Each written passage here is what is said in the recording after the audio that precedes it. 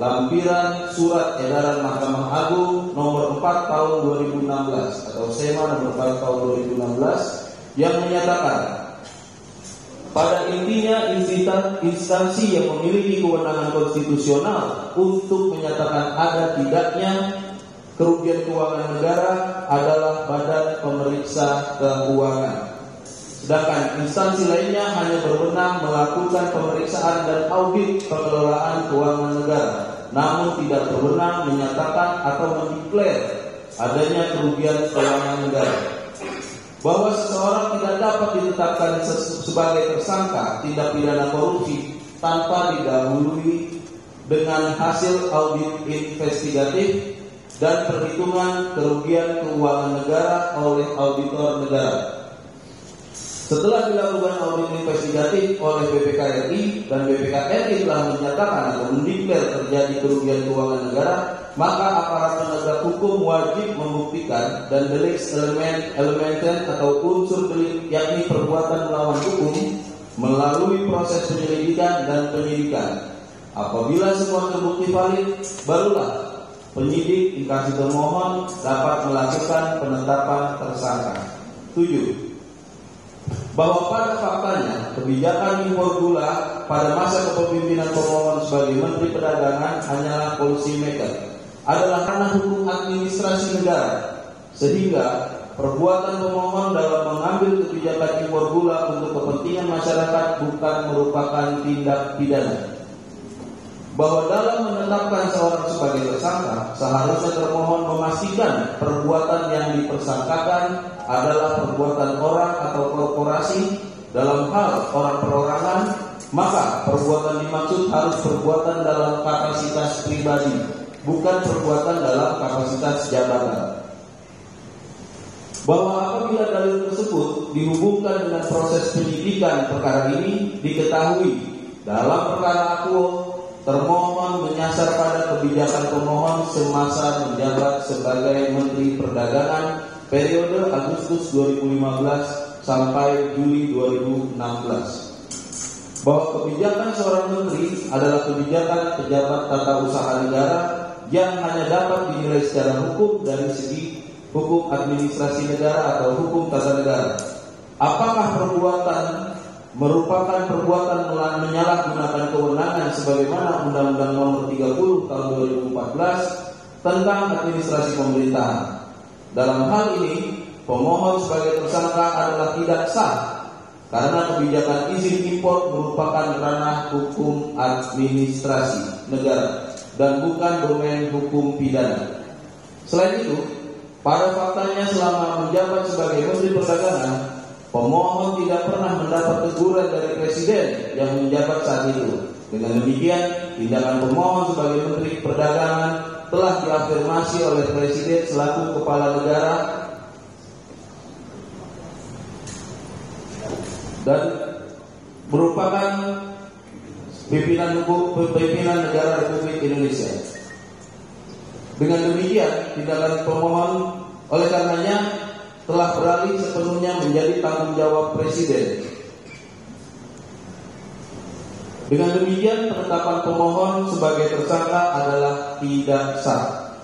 Bahwa berdasarkan fakta dan dalil tersebut di atas, dengan demikian penetapan pemohon sebagai tersangka adalah tidak sah dikarenakan tidak terdapat bukti permulaan yang cukup sebagaimana disyaratkan dalam pasal 1 angka 14 dan pasal 1 angka 14 KUHP dan putusan Mahkamah Konstitusi nomor 21/PUU/12 Romawi dari 2014. Adapun pernyataan termohon telah terjadi kerugian sebesar 400 miliar tanpa didasarkan hasil audit BPK RI merupakan perbuatan abuse of power serta merupakan bentuk kriminalisasi terhadap pemohon. Dilanjutkan lagi. Saya lanjutkan dulu. 3. Alasan yuridis bahwa penetapan tersangka pemohon oleh termohon dilakukan secara semena-mena atau tidak sesuai dengan hukum acara yang berlaku. A.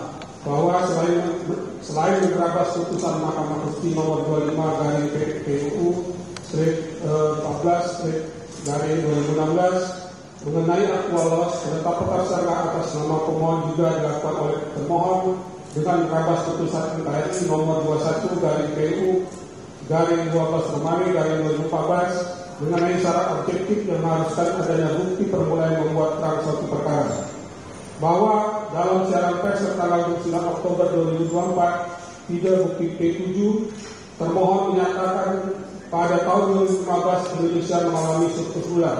Sedangkan pada faktanya berdasarkan data BPS tidak terjadi surplus gula. Termohon juga mengatakan tidak menemukan aliran dana fee kepada pemohon. Namun termohon berkilah korupsi tidak harus dapat aliran dana. Kami ulangi, namun termohon berkilah korupsi tidak harus dapat aliran dana. Pernyataan tersebut patut diduga menjadi bukti adanya kesewenang-wenangan yang dilakukan oleh termohon yang mana tetap memaksakan pelaku sampai dengan penetapan pemohon sebagai tersangka. B. Bahwa pelanggaran hukum termohon lainnya dalam perkara ini adalah termohon menerbitkan surat perintah penyidikan perkara aku pada bulan Oktober 2023. Padahal belum dilakukan penyelidikan terhadap perkara aku. Hal ini bertentangan dengan pasal 102 KUHP yang telah menggariskan proses penyelidikan sebagai langkah awal untuk memastikan benar adanya peristiwa yang diduga sebagai tindak pidana dan mengumpulkan bukti permulaan atau bukti yang cukup agar dapat dilakukan tindak lanjut penyidikan. Namun yang terjadi adalah termohon secara sewenang-wenang melakukan penyidikan terhadap, kami ulangi, termohon secara sewenang-wenang melakukan penyidikan padahal belum melakukan penyelidikan. Anehnya, termohon mengaku tidak tahu kapan penyelidikan kasus pemohon dimulai, seperti pengakuan Direktur Penyidik pada Jaksa Agung Muda Bidang Tindak Pidana Khusus yang dimuat di berbagai media. C.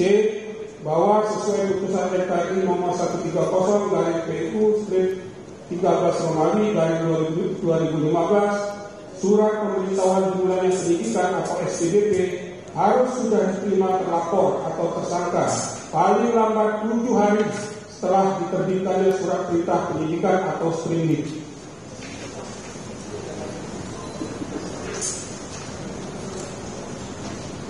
Bahwa penyidikan perkara aku didasarkan pada surat perintah penyidikan nomor P/2/F2/SD-2/10/2024 tertanggal 3 Oktober 2023 atau sprindik 3 Oktober 2023. Namun pada faktanya pemohon baru menerima pemberitahuan tentang sprindik 3 Oktober 2003 melalui surat pemberitahuan penyidikan perkara tindak pidana korupsi nomor R3193/F2/FD-2/10/2024 tertanggal 29 Oktober 2024 atau kami sebut dengan SPDP 29 Oktober 2024 atau bukti P15.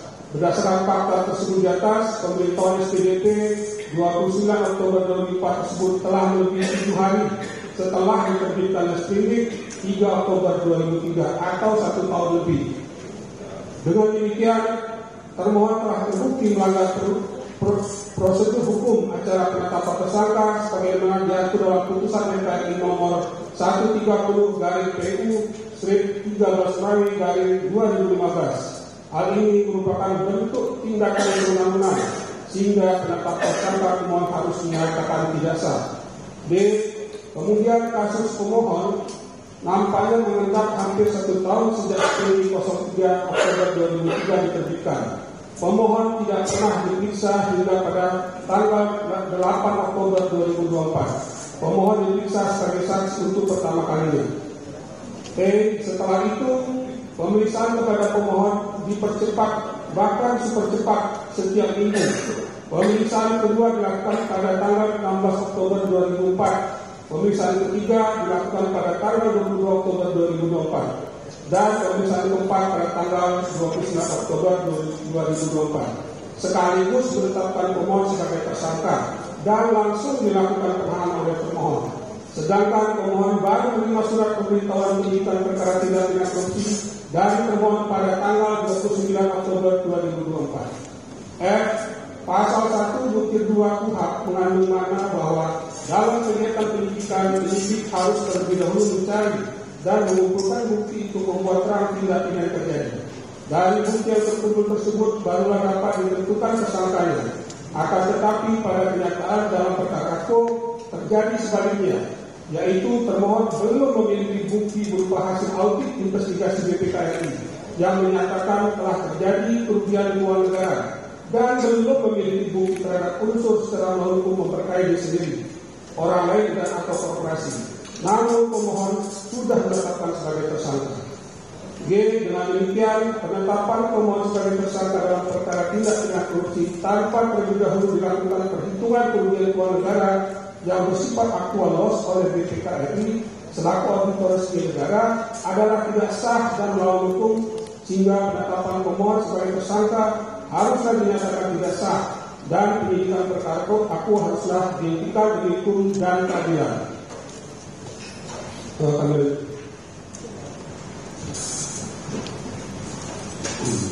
Empat, pemohon sudah tidak menjabat sebagai Menteri Perdagangan sejak tanggal 27 Juli 2016, sehingga Menteri Perdagangan lain harus diperiksa dalam perkara ini. A. Bahwa dari surat penetapan pemohon sebagai tersangka diketahui objek penyidikan perkara aku adalah dugaan tindak pidana korupsi dalam kegiatan importasi gula di Kementerian Perdagangan yang terjadi pada tahun 2015 sampai dengan tahun 2023. Bahwa pada faktanya pemohon dilantik dan menjabat sebagai Menteri Perdagangan sejak tanggal 12 Agustus tahun 2015 sampai dengan 27 Juli tahun 2016, di mana Menteri Perdagangan sebelum pemohon adalah Rahmat Gobel yang menjabat sejak 27 Oktober 2014 sampai dengan 12 Agustus 2015. Sedangkan setelah pemohon, Presiden ke-7 Bapak Joko Widodo telah melantik Menteri Perdagangan lainnya, yaitu 1. Rahmat Gobel untuk periode 2014-2015, Enggar Tiasto Yogyakarta dari tahun 2016 sampai dengan 2019, Agus Suparmanto dari tahun 2019 sampai dengan tahun 2020, Muhammad Lutfi dari 2020 sampai dengan 2022, dan Zulkifli Hasan dari 2022 sampai dengan 2024. Bahwa dihubungkan dengan objek penyidikan dalam surat penetapan pemohon sebagai tersangka, yaitu dugaan tindak pidana korupsi dalam kegiatan importasi gula di Kementerian Perdagangan yang terjadi selama tahun 2015 sampai dengan tahun 2023, maka sudah seharusnya pemohon juga melakukan pemeriksaan terhadap 5 Menteri Perdagangan lainnya yang menjabat sebelum dan setelah pemohon, sebelum dilakukannya penetapan tersangka kepada pemohon. Namun pada faktanya sampai dengan saat ini pemohon belum melakukan pemeriksaan terhadap Menteri Perdagangan lainnya, bahkan sudah membuat pernyataan di media tidak akan melakukan pemeriksaan terhadap Menteri Perdagangan lain. B. Bahwa dengan tidak adanya pemeriksaan yang dilakukan termohon terhadap 5 lainnya, hal ini telah membuktikan adanya tindakan sewenang-wenang dan upaya kriminalisasi terhadap pemohon, di mana seharusnya dalam perkara aku termohon juga memeriksa perdagangan lainnya yang menjabat selama tahun 2015 sampai dengan 2023 sesuai dengan tempus dari perkara aku. Dengan demikian, penetapan pemohon sebagai tersangka adalah tidak sah.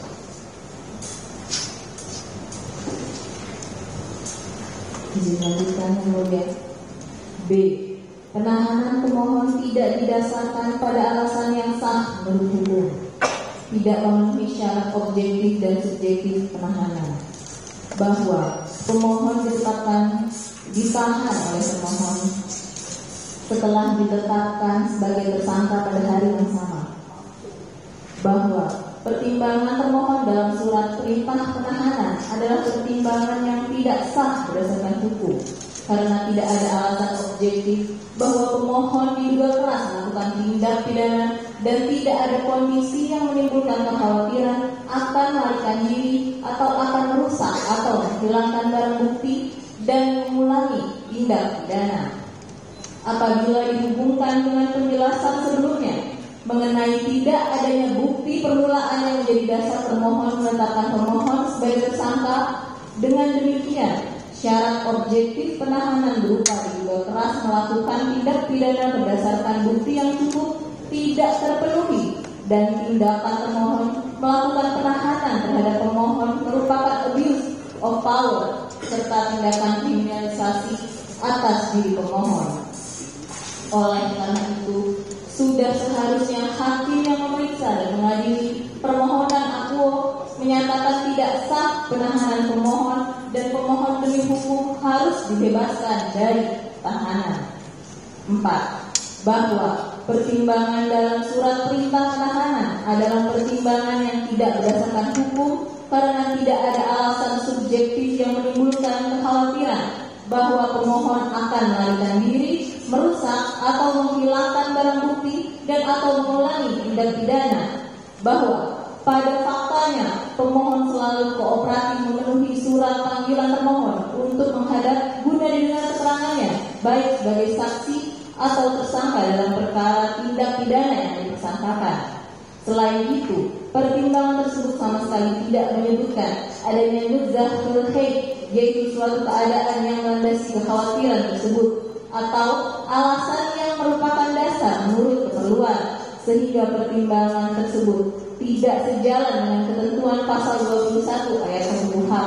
5. Bahwa meskipun kekhawatiran tersebut di atas merupakan hak subjektif dari penyidik, akan tetapi subjektif itu harus masuk akal, yaitu harus berdasarkan suatu keadaan konkret yang dijadikan sebagai alasan kekhawatiran itu.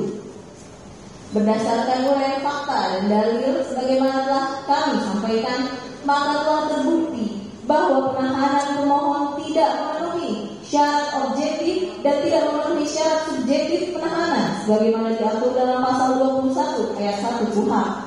Perbuatan termohon tersebut telah nyatanya merugikan kepentingan hukum pemohon. Dengan demikian, sudah seharusnya demi hukum, hakim yang memeriksa dan mengadili permohonan akuo menyatakan tidak sah penahanan pemohon yang dilakukan pemohon berdasarkan surat perintah penahanan tersebut di atas.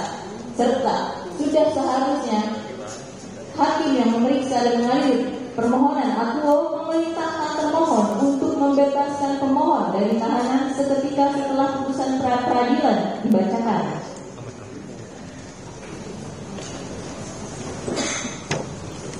Yang terhormat, bahwa hakim pimpinan sidang pra-peradilan dan rekan-rekan termohon dan para hadirin yang berbahagia, masuklah kami kepada permohonan. Berdasarkan alasan hukum tersebut di atas, maka pemohon memohon kepada Hakim Pengadilan Negeri Jakarta Selatan yang memeriksa dan mengadili permohonan ini supaya berkenan memberikan putusan pra peradilan yang amanah sebagai berikut. Dalam revisi menyatakan demi hukum bahwa pemeriksaan permohonan pra peradilan yang diajukan oleh pemohon harus diperiksa terlebih dahulu sebelum dilakukannya pemeriksaan pokok perkara. Sekalipun pemohon sudah melimpahkan perkara akuo ke Pengadilan Tindak Pidana Korupsi pada Pengadilan Negeri Jakarta Pusat. 2. Memerintahkan termohon demi hukum agar tidak melimpahkan berkas perkara ke pengadilan sebelum permohonan pra-peradilan akuo diputus. Dalam pokok perkara, 1. Menyatakan, menerima dan mengabulkan permohonan pemohon untuk seluruhnya. 2. Menyatakan dan menetapkan bahwa penetapan tersangka yang diterbitkan termohon terhadap pemohon berdasarkan surat penetapan tersangka Direktur Penyidikan Jaksa Agung Muda Tindak Pidana Khusus nomor sebagaimana dimaksud tanggal 29 Oktober 2024 adalah tidak sah dan tidak mengikat secara hukum. 3. Menyatakan dan menetapkan bahwa penahanan yang dilakukan oleh termohon terhadap pemohon berdasarkan surat perintah penahanan Direktur Penyidikan Jaksa Agung Muda Tindak Pidana Khusus nomor sebagaimana dimaksud pertanggal 29 Oktober 2024 adalah tidak sah dan tidak mengikat secara hukum. 4. Memerintahkan kepada termohon untuk menghentikan penyidikan terhadap pemohon dalam perkara akuo. 5. Menetapkan dan memerintahkan kepada termohon untuk membebaskan pemohon atas nama Thomas Nikasi Lembong dari tahanan seketika setelah putusan ini diucapkan. 6.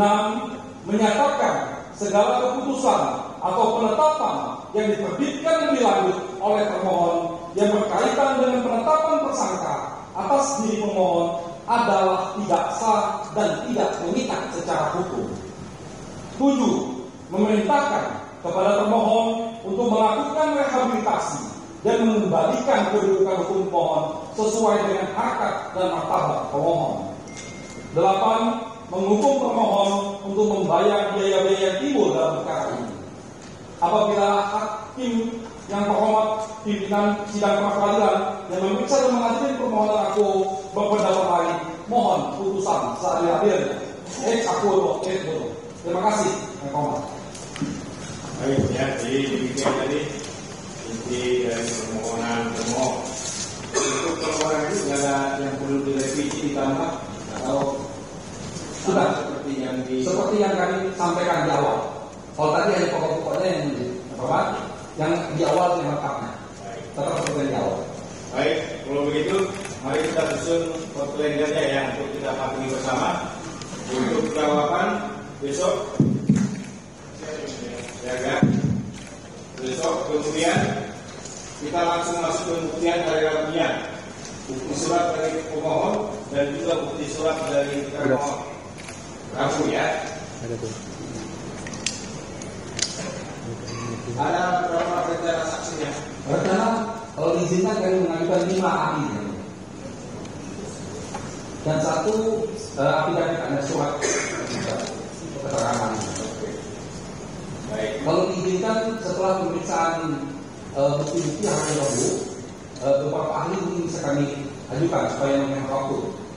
Jadi begini, jadi hari Rabu kan juga tidak oleh sidang yang lain, gitu ya. Jadi ini kita susun sedemikian rupa. Jadi nanti untuk hari Kamis itu kita berikan full 1 hari itu bukti atau ahli atau saksi dari pihak pemohon, demikian juga dari termohonnya hari Kamisnya. Itu ya. Sedangkan untuk hari Jumatnya kita masuk kesimpulan. Baru kita putus ke hari Selasanya. Bukan Senin. Dua hari ya, hari Senin. Selasa dan Kamis Selasa. Jadi 2 hari. Jadi kita juga perlu waktu untuk menyusun putusannya sedemikian rupa itu ya. Oh, Selasa itu kosong ya? Ya. Ulangi ya. Jadi untuk jawaban ini kita sidang besok. Kalau bisa pagi juga seperti begini ya. Kemudian untuk pembuktian surat dari pemohon maupun termohon kita hari Rabu. Kemudian untuk saksi ataupun ahli dari pemohon maupun termohonnya ada saksi dari atau ahli dari termohon. Kami ada ahli 4 orang yang mulia.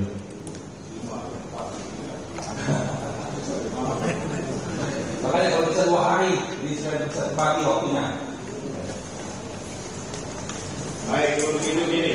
Jadi kita fokus hari Kamis itu untuk bukti atau ahli dari pihak pemohon ya. Kamis ya. Hari Jumatnya, Jumat dari termohonnya. Ya. Ahli dari termohon. Hari Seninnya kesimpulan. Hari Selasanya putusan. Itu ya. Mohon izin ya.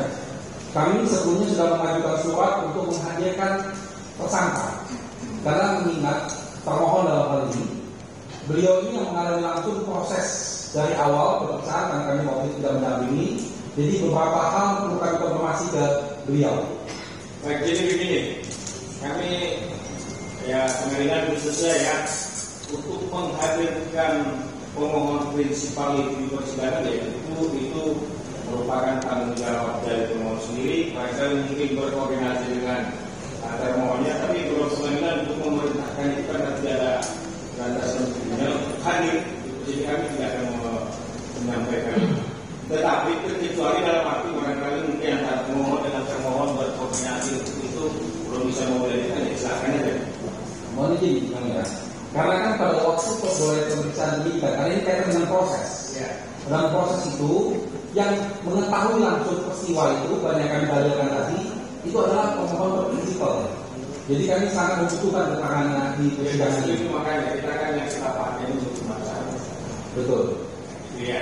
Jadi karena kepentingan dari prinsipal sendiri kedua itu kepada kuasa hukum. Nanti kami bekerja dalam kapasitas yang harus memberitakan proses. Kalau mau berkoordinasi dengan pihak kejaksaan atau dari termohon untuk bisa dialihkan, ya silakanlah antara kedua instansi lah. Karena nanti dalam persidangan pas pemeriksaan saksi dan bukti, ini perlu juga keterangan dari si pemohon prinsipal. Jadi itu makanya kita kan lebih yang kita ini sekarang ini kan formal semua. Betul, betul. Ya, formal semua. Nah, jadi kalau memang dari pihak pemohon menginginkan prinsipal pihak di persidangan ini koordinasi lah dengan pihak termohonnya bagaimana mengajukan itu. Kalau kami tidak pada kapasitas untuk memerintahkan alih persidangan. Itu aja ya.